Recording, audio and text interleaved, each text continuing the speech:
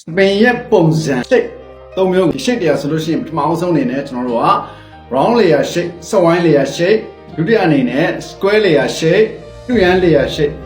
တတိယအနေနဲ့ကျတော့ triangle layer shape သတိကံပုံ layer shape round layer shape ကကျတော့ကျွန်တော်တို့ရဲ့ဒီခေါင်းမှာ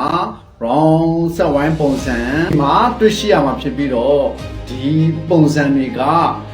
ဒီအုပ်စုထဲမှာဒီပုံစံတွေကိုပါရှိမှာဖြစ်ပါတယ်။ square layer shape ဆိုလို့ရှိရင်ဘေးပြောင်နဲ့ခတ်တူတူဘေးပြောင်ပြောင်ဘယ်လိုဘေးကိုခတ်ပြောင်ပြောင်နေကျွန်တော်ထိုးတဲ့ခါမှာပေါ်ကသပင်သားခြံပြီးတော့ထားတဲ့ style မျိုးတွေဒီလိုပုံမျိုးတွေကို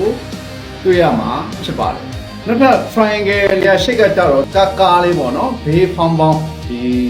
ဆန်သားခြံပြီးတော့ shape ခြံပြီးတော့ညှက်တဲ့ပုံစံပေါ့အောက်ကိုပြောင်းလဲပြောင်းဝင်မပြောင်းလဲမပြောင်းဘူးရှိတ်သားခြံပြီးတော့ကျွန်တော်တို့ညက်တဲ့ခါမှာဒီ triangle layer shape ကိုတွေ့ရမှာဖြစ်ပဲဒါ triangle layer shape ရဲ့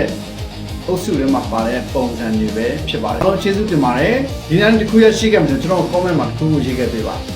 ဆက်လက်ပြီးတော့လည်းညဝေပေးသွားမှာဖြစ်ပါတယ် like and share follow လေးလုပ်ခဲ့ပေးဖို့လည်းမမေ့ပါနဲ့